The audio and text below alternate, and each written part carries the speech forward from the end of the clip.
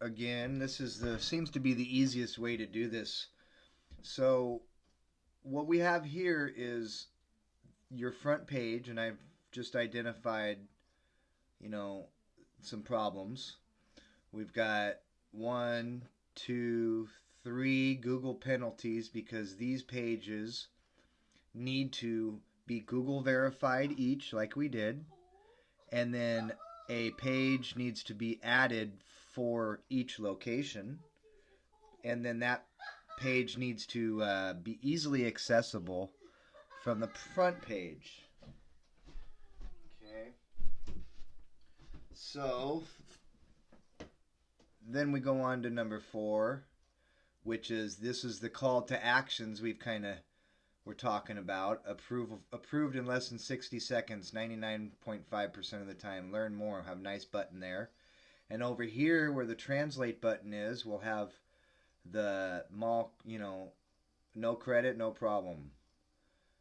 Click here. Okay. Number 6 is this thing. This thing just, it's wasting space. It could be reworked. Nobody's really using that tool.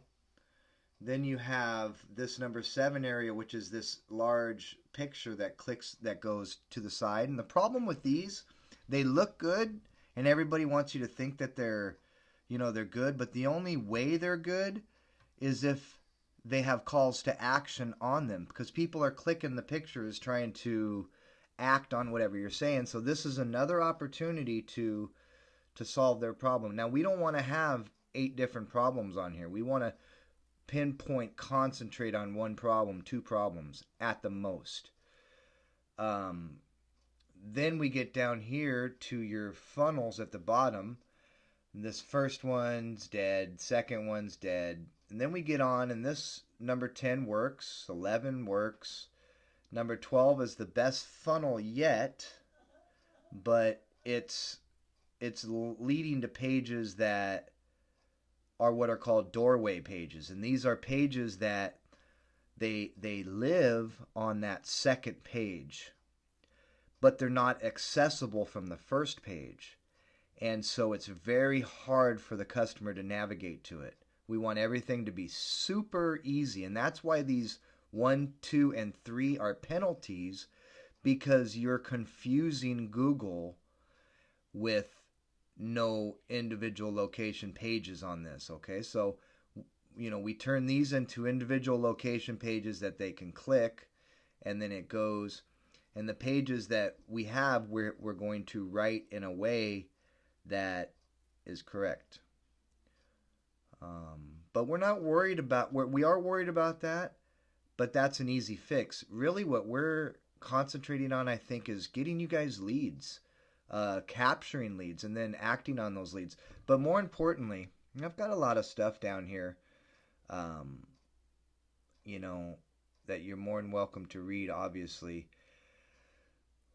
The bottom line is we want to collect leads from people at all phases of the buy-in process, whether they're brand new to the site or, they're brand new to buying a car. We want to inform them.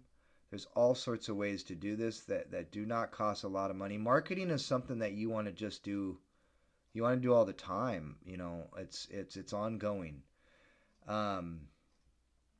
So one of my major questions, Prescott, is who controls the leads that come in? You guys have the leads. You do have some funnels set up. The question is, who handles those leads? Do they become cold leads? And let's automate that process so that those leads are handled with online. You set up the automation, whether it's Aweber or Constant Contact, or the one that I really like is Covert Kit. You could create awesome sales pages with those too. You want to use that, and that is that. And that way with Covert Kit and Aweber, you can educate people constantly. Maybe somebody's not ready to buy a car for 6 months, But if Curbside Motor, a new, flyer shows up in their inbox every month, or a new PDF book that we can just create literally off of your websites, just grab the pages and put those into little books. So all this stuff is going to just maximize your leads and get them organized and funneled.